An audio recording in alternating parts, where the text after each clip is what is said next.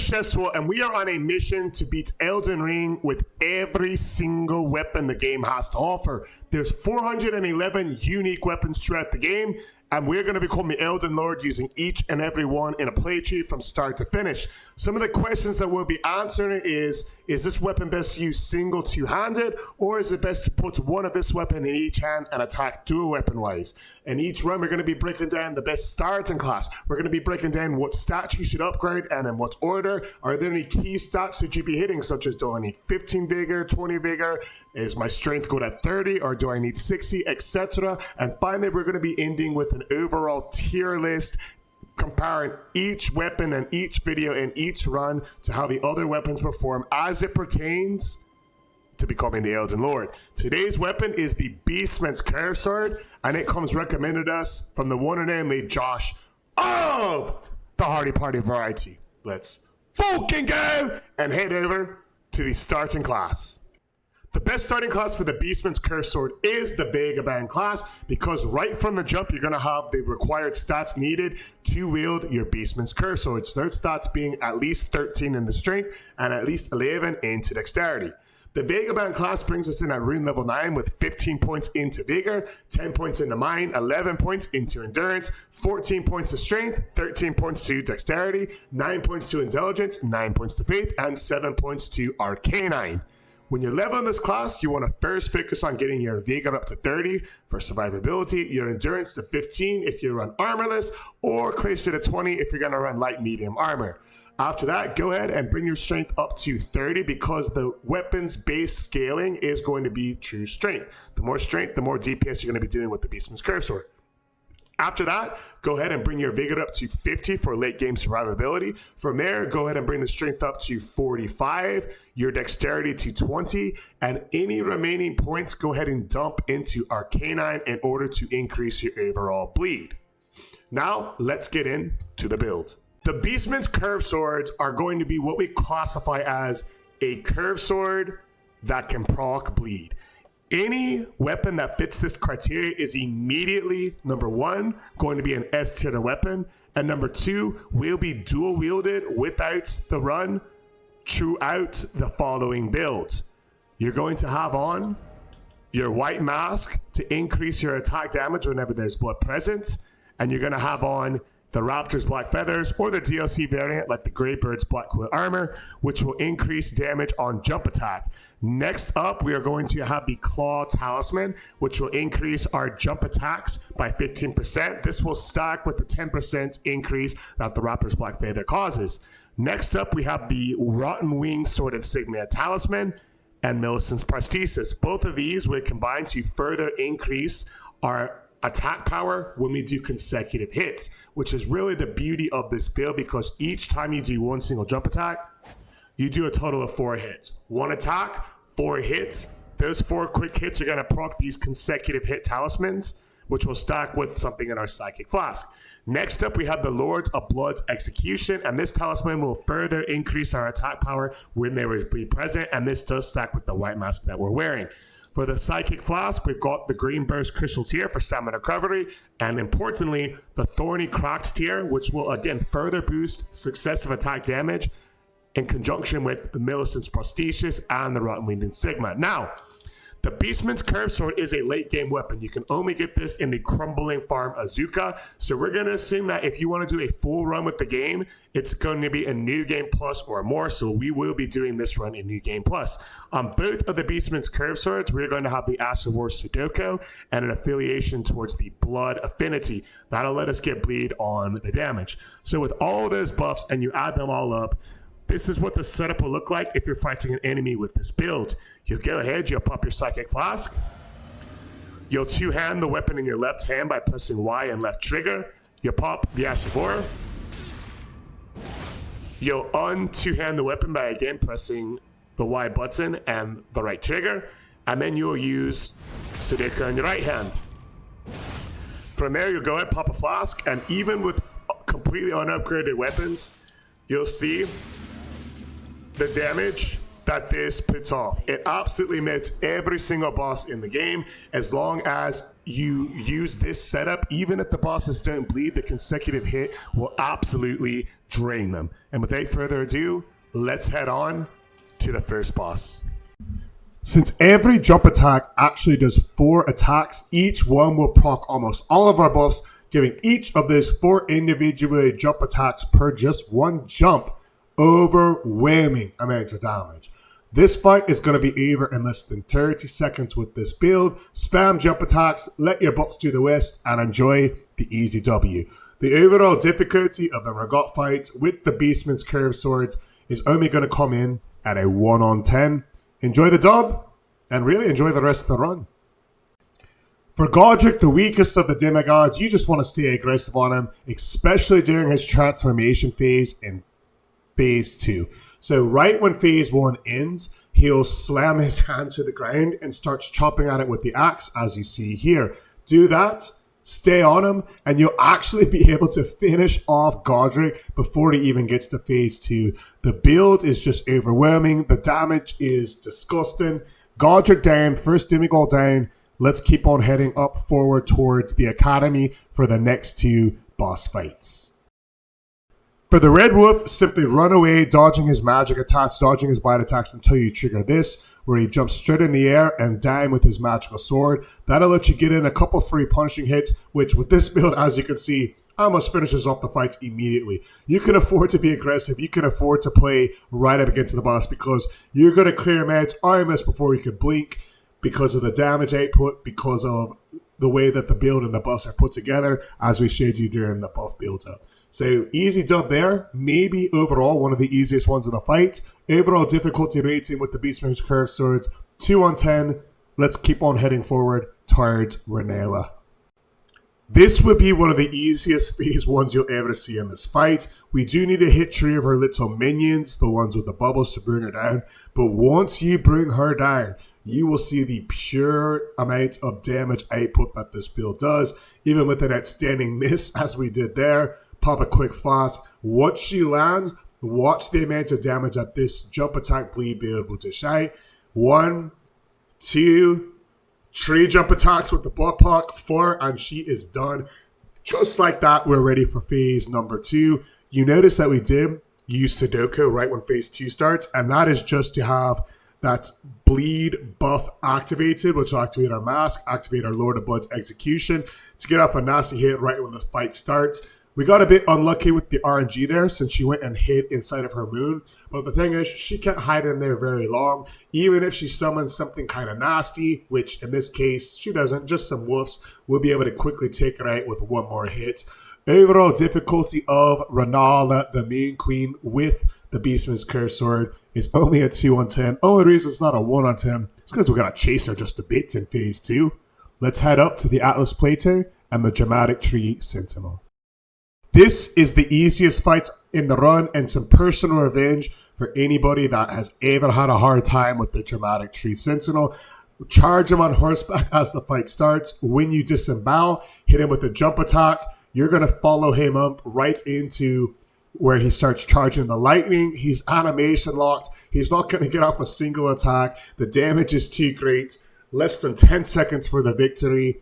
Overall difficulty with the Beastman's curved sword, a 1 on 10. Fully easy. It's a cheat code this. And let's head in to the capital and the Ghost of Godfrey. Even though the Ghost of Godfrey can't bleed, he can be damaged heavily with consecutive attacks. Just as you see there, almost 1/3 of his health gone, another 1/3, and then the last 1/3 with these jump attacks. I'm telling you, as long as you build the build how we went over in the build section of the video at the beginning, right before Morgott, you're going to be really clearing out some of these bosses with these consecutive attacks, just like we did with Ghost Godfrey. Just dodge his jump attack, and while you're dodging his stomp attack, in the air, you can get a free attack in, follow it up with another, and it only takes 3. Easy W. Let's see what's going on in the throne room of the capital. Kind of like with Godrick, our goal here is when he starts his transition into phase 2, which, golly, just after 2 hits, you can see he's already in the window. We want to finish up the fight. He tries to do his swords to no avail. He goes over to coughing. We keep spamming, get the broad block and the easy W. Again, one of the easier fights in the run is Morgott, the Omelette King. We scrambled him like a flock and egg. Difficulty with the Beastman's curved sword. This is only a 3 on 10. Let's head up to the mountaintops of the giants and see if we can find a fire giant up there to take out with one of the best builds in the game. Get ready for the easiest fire giant of your career. As he approaches you, hop off the sword and start pounding his left ankle right as you're looking at it. And in just 3 hits with this build, he'll already start phase 2. When phase 2 starts, you know he's going to slam that hand down. What I like to do is proc the blood loss on myself to get another big damage boost. Hit the hand a couple times, and you'll see right there we are almost able to finish him up, but just not quite. He jumps in front of us. We hit him a couple times right in the face, get another blood proc, and finish it off. You know, this fire giant, he's not too bad whenever your DPS is faster than his entire hate pool. Take out the fire giant, commit a cardinal sin, meet me in the Atlas Plateau for the Godskin Duo fight. When this fight starts with this build, I like to take an immediate left upon entering the arena and do our Psychic Flask and our Sudoku buffs, heal up, FP up in this bottom corner to avoid their fireballs. And then I like to target one Godskin at a time, focusing on the round when it starts because he's a bit more aggro. With this build, just 1 hit gets to half, a second activates phase 2, and a third takes him out along with over half of the Godskin Duo's health bar before they really even get a chance to get going. Now we're in a true one-on-one fight with the skinny Godskin. Right here, we're already past his halfway health points. He's not even going to get off of phase 2. He's not going to summon back the round 1. You enjoy your free victory without even using sleeping patience on these bosses. Get your revenge if they've ever given you a hard time with another build. And let's head over to Malkeith, and we have a date with Destined Death. The most important parts to remember when using the Beastman's curved sword and fighting Malkeith is that you want all of your buffs to be activated right as phase 2 starts. So if you are immediately able to get him close to half health right when the fight starts, you're going to want to find a way to get behind a pillar and reactivate your buffs before that second phase. So right here, we got some kind of unlucky RNG for his phase 1. Not unlucky in the sense that it was damaging us, but just that we couldn't get off some free windows to really slice his health. So knowing that, at this point, we decided to, hey, let's get one more hit in, and then let's get behind a pillar. So you'll see us disengage here, run over behind a pillar to start in some buffs. We'll pop a Cerulean Tier, and we'll go ahead, and at this point of the run, if you wanted to, it's not mandatory, but you can add the Golden Bow, Flame Grant Me Strength for a bit more damage on these late game bosses. Again, you don't really need to, but sometimes it can just be the cherry on top if you have the extra points to turn into Faith for those spells. But the important part is obviously reapplying Sudoku, getting our blood buff, and getting him over to phase 2 with those activated, which we're able to do here. Now when phase 2 starts, we're going to take 2 steps to the right, 2 steps back, and we're going to engage in Malkeith, his horizontal strike, his vertical strike, and then right here, we're almost able to finish the fight off. You see he's about 1 hit away. Play it smart, play it safe. We get another easy attack in with the horizontal sweep. Finish off Malkeith, the Death Weasel, and let's turn the capital into ash, and let's go fight Gideon, the all-knowing, with what has definitely been the most broken weapon we played with so far.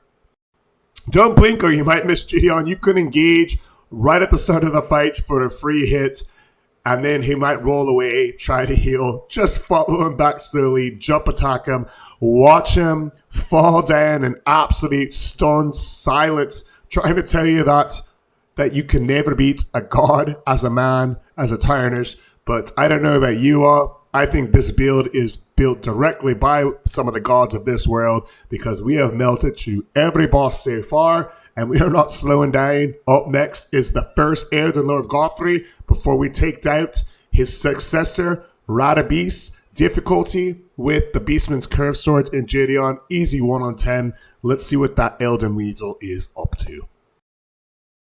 You remember how easy the Ghost of Godfrey went down? Well, that boss didn't bleed. Dodge True Godfrey, and as he does his stomp attack, engage him in the air with a jump attack. followed quickly by a roll to punish his follow-up punish attack. If he does go into this, dodge through that third explosion and he'll run away from you, letting you hit him with another jump attack en route. One more attack will activate phase 2, roll away from his grab, engage with 1, finishing him off with 2 jump attacks. Godfrey, the first Elden Lord, just got Exodia obliterated, sent to the Shadow Realm. Do not pass go, do not collect the Elden Ring, just head straight back to the land of the barbarians where you came from. The build is disgusting.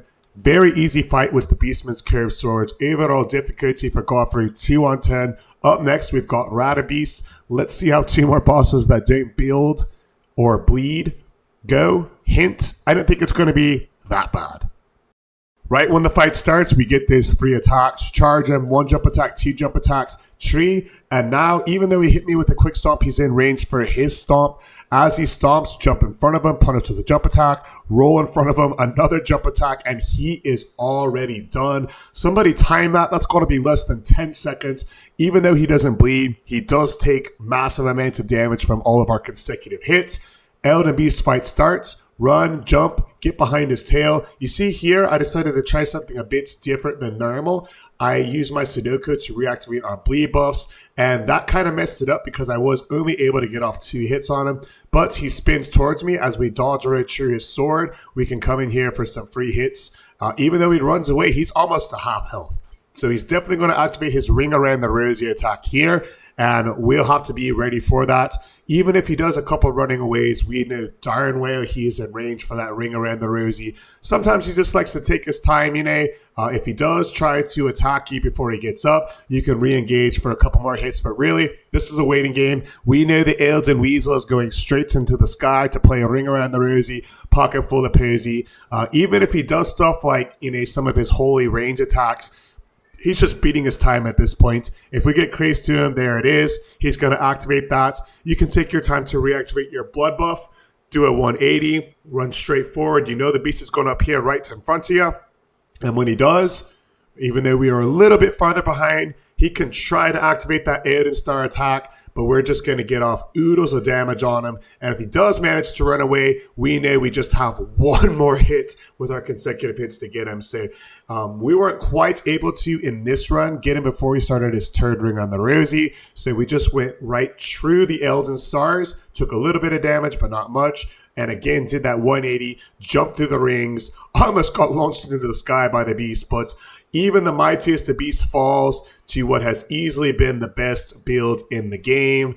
Elden Beast down, difficulty with the Beastman's curved swords, only a 2 on 10 for the beast, a 2 on 10 for Radagon. Let's get into the tier list and see where these Beastman's curved swords rank compared to the other 3 weapons we have tiered so far. Spoiler alert, it's going to be pretty high.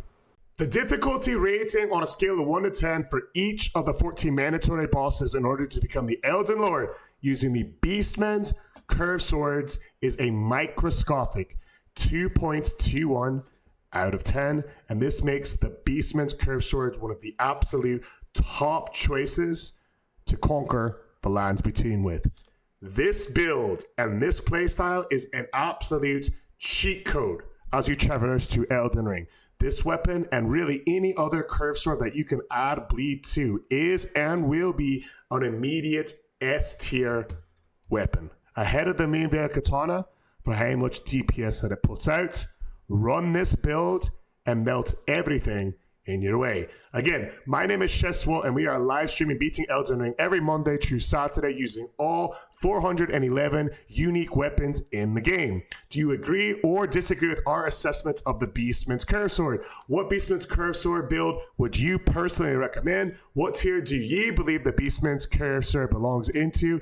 And most importantly, what weapon should we do next? Comment in the comments below, and if we pick your weapon, we'll shout you out when we get to that video in the encyclopedia. Again, live every Monday through Saturday, either on TikTok, either on Twitch.